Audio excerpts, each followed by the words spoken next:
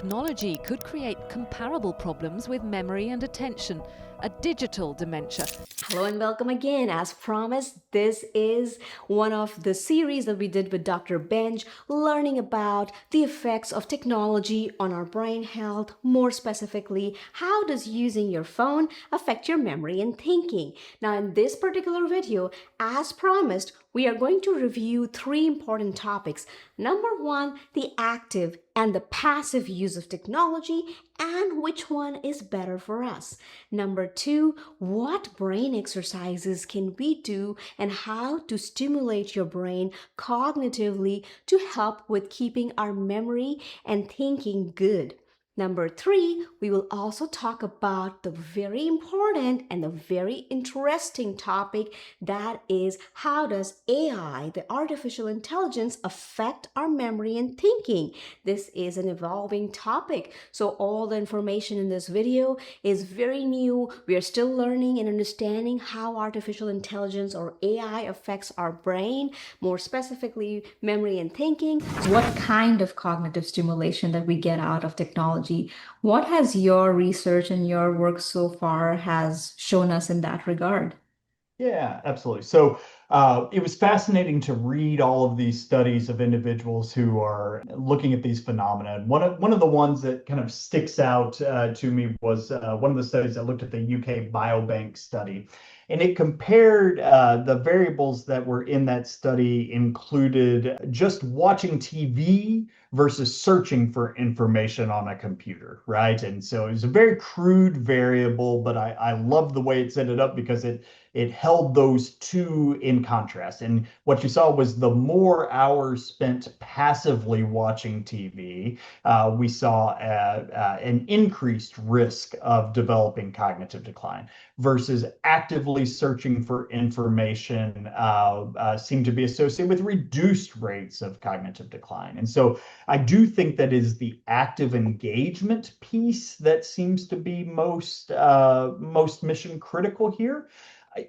I don't think we're at the level yet where we can understand granular, do this activity and not that activity. I suspect there's a lot of specificness to the individual, but as a broad concept, I think there are a few things that can be said. One is active engagement beats passive engagement. So it's one thing to look for a video like this to get education about a new topic or something you haven't considered before, or to learn a new skill, learn how to repair something around the house, right? I suspect that that is different for your brain than just kind of laying back and just watching whatever the algorithm throws at you.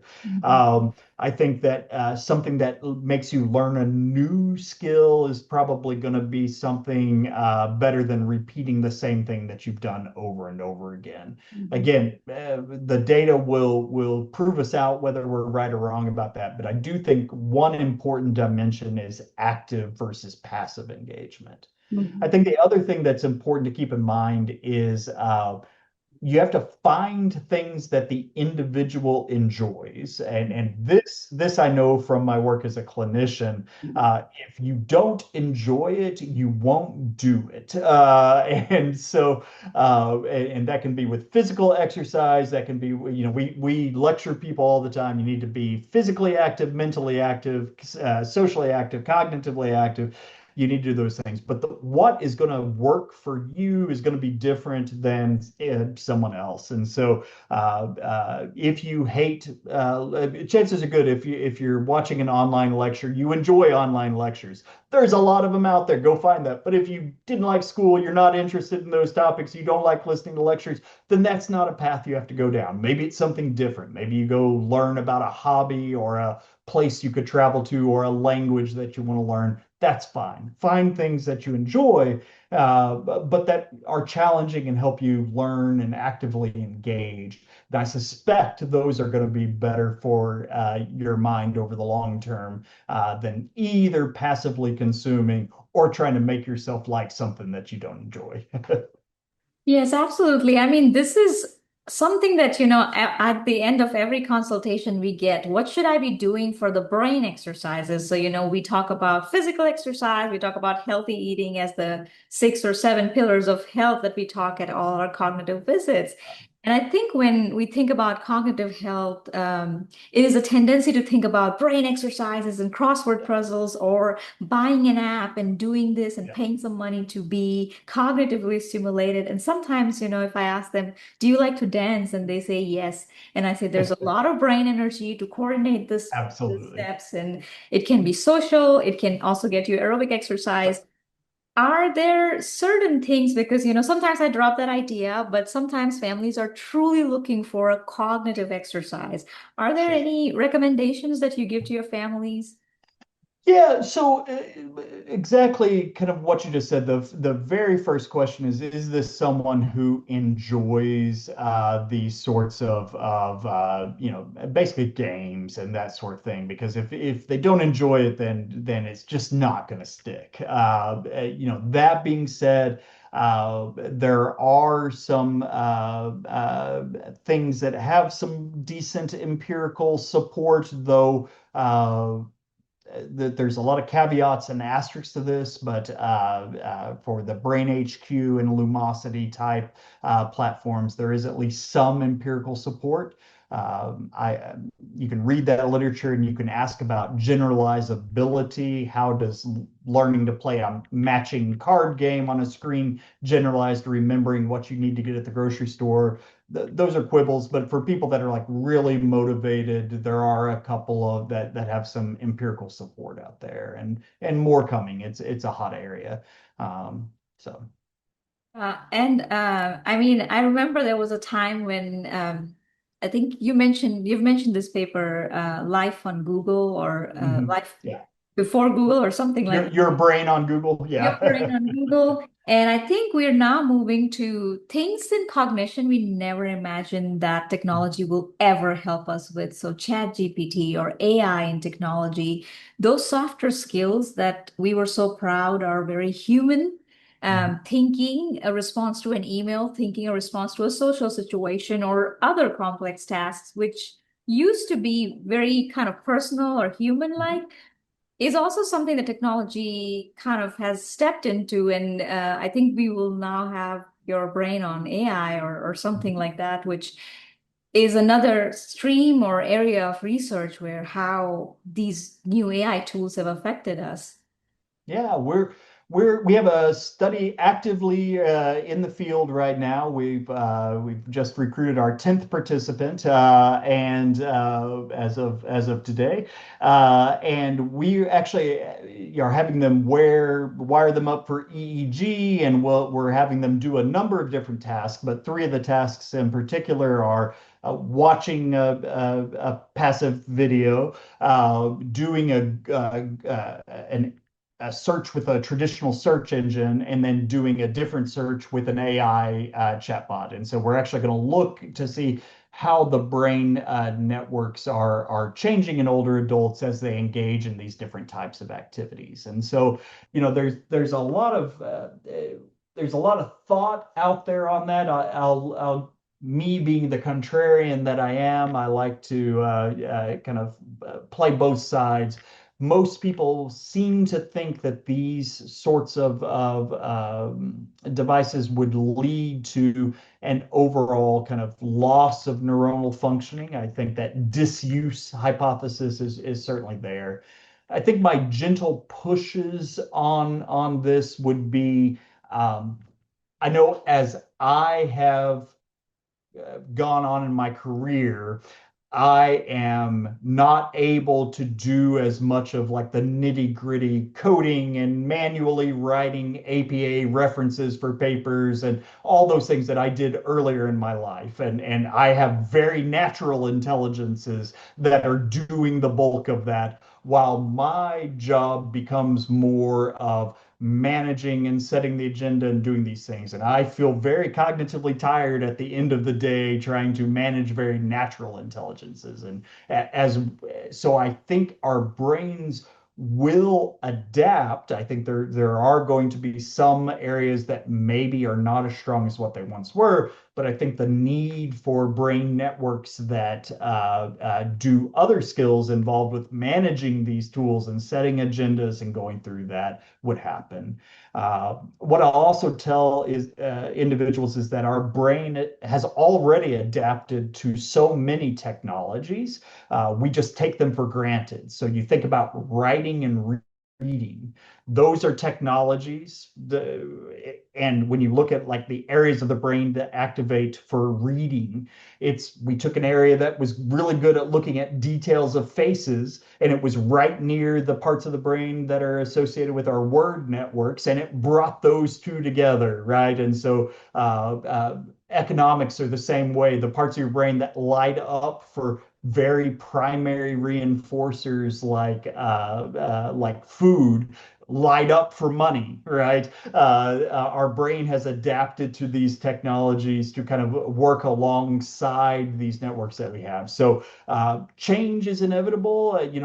This is different than if we were talking about what might happen for kids or education. That's not my area of expertise, but I think for those of us with fully cooked brains, I think there will be changes, but the framing should probably be, we suspect there will be differences, not necessarily doom and gloom. There'll be some benefits and some drawbacks. What the ratio of that, we'll find out in about 10 or 20 years here. In the next few years, what is your hope with the cognition and technology research? Where will we head, and what's your hope for that? Yeah.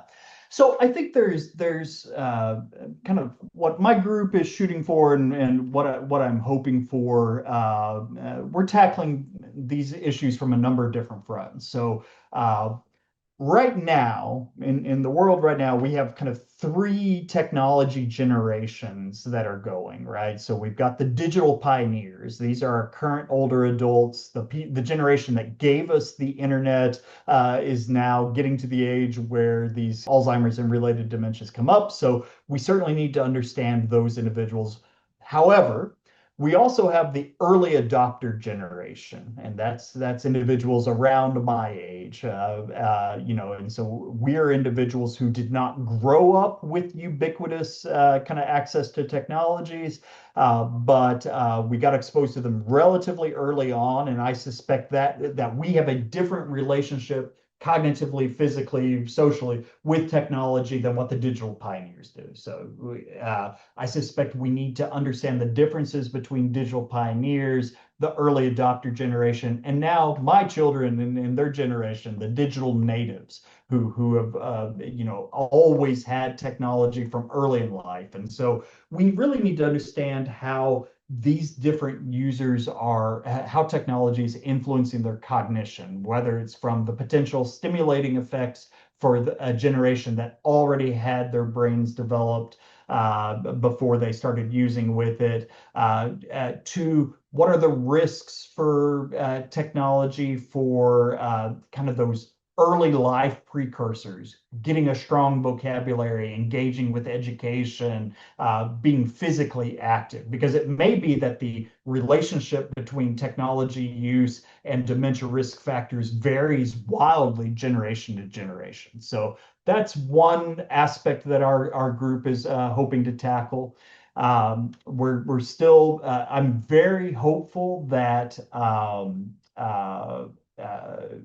these AI tools and digital calendars and things can be even more effective compensatory mechanisms. I have a former fellow, now a faculty member, who is very interested in digital dyspraxia, the idea that these difficulties with technology, kind of understanding the cognitive correlates of that, but then also using AI so that our technologies adapt to the user and thus makes technologies easier to use even in the face of cognitive impairment. Wow. And yeah. And then finally, these digital biomarkers, being able to understand how can we understand real minds in the real world via our interactions with technology. So those are kind of the three thrusts that my lab, my group are working on here. We will sure be tuned in to hear more about your research. Before we end this conversation, just a question about what are your key takeaways or message to the families who are watching this video? Yeah.